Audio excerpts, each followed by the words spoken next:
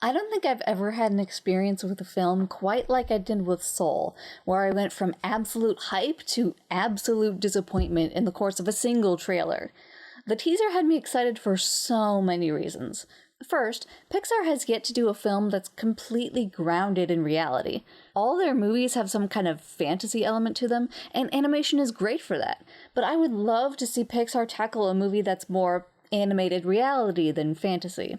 Second, the movie seemed to be about Black American culture, which is not a topic you see explored in a lot of mainstream animation. And look at these character designs. They're all distinct and interesting. And third, that riff. That stirred something deep inside me right away. That piano riff is amazing.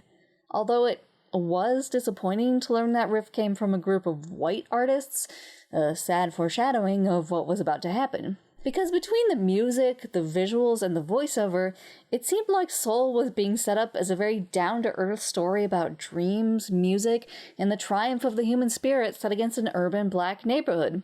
Great. Awesome. Can't wait. And then...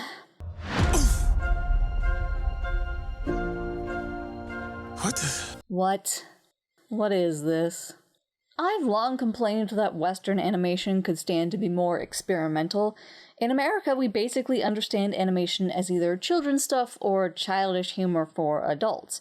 And that's a shame because as a medium, animation is virtually limitless. You don't have the physical constraints of live action. With animation, you can do whatever you want. So yeah, The Great Before looks fantastic. I'd love to see more of this kind of thing in Western animation. But this does not feel like the right movie for it. I come from a musical background, and I was totally jazzed to follow this music teacher's life. I just wanted to hear his story. I really cannot emphasize enough how disinterested I was by the end of that initial trailer. But I try to reserve judgment until I've actually seen the thing. And maybe it was because I had low expectations, but I really enjoyed Soul. It is not a celebration of Black culture in America, like Coco was a celebration of Mexican culture. It's not even a celebration of music on the level of Coco, and that's still disappointing.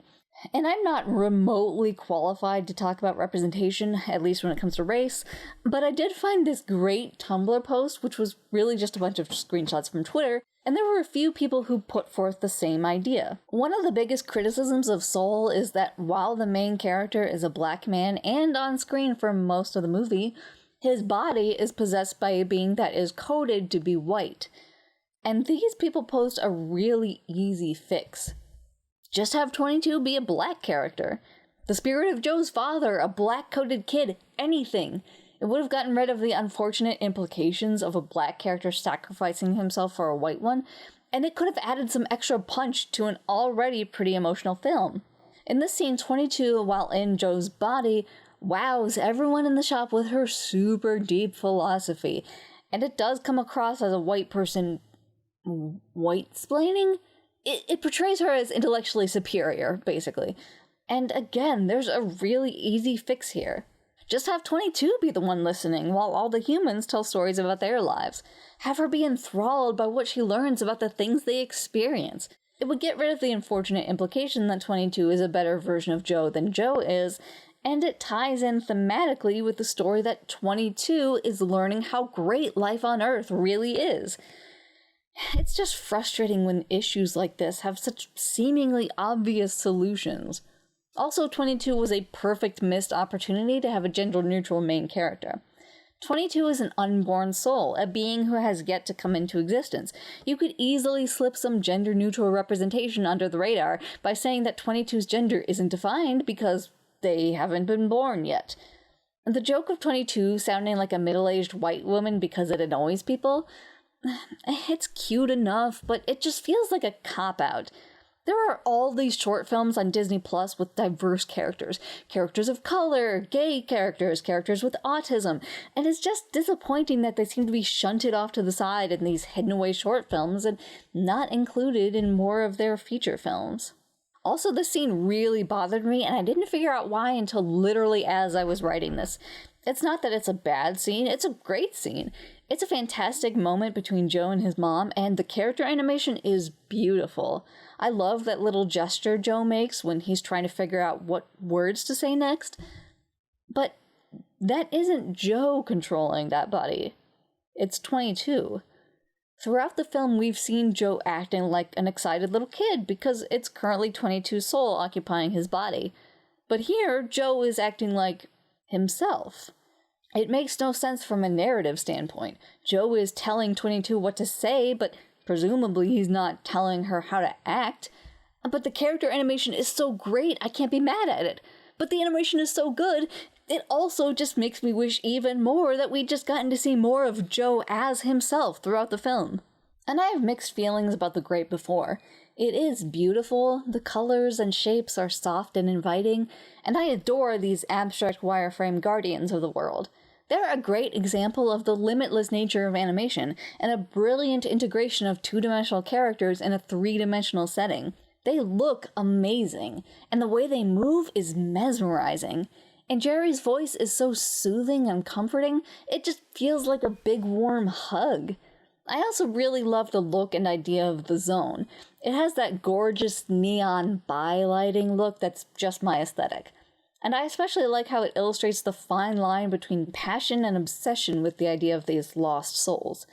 But the idea of personalities being assigned to the souls is a bit iffy. I don't mind the suggestion that some people are just naturally inclined to behave or feel a certain way, but this line in particular kind of made my jaw drop. I'm a manipulative megalomaniac who's intensely opportunistic. Oh, this one might be a handful. Like, really? You want to joke about that? Also, Terry was extremely unnecessary. Soul is a film that could easily have existed without a primary antagonist. They already had a ticking clock in the form of Joe's concert. They didn't need the extra threat of someone hounding Joe for his soul. And Terry doesn't even make sense. He insists that Joe cheated death, but there is no way that Joe is the first person to die suddenly and run away from the big light in the sky. And it doesn't matter anyway because the Jerrys just go behind Terry's back at the end and let Joe live. It's a literal deus ex machina. But I do believe it's justified. The film's message wouldn't have nearly the same impact if Joe hadn't been allowed to return to his life.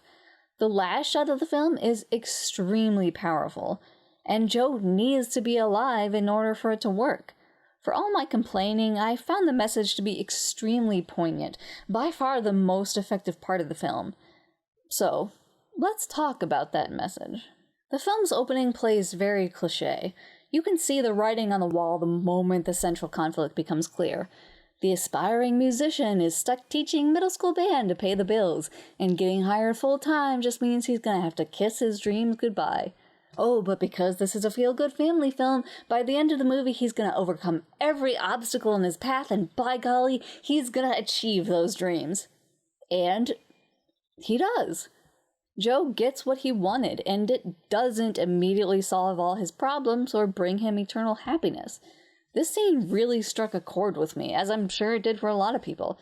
If you spend long enough hyping up a moment in your mind, the reality will never be able to live up to what you're dreaming of.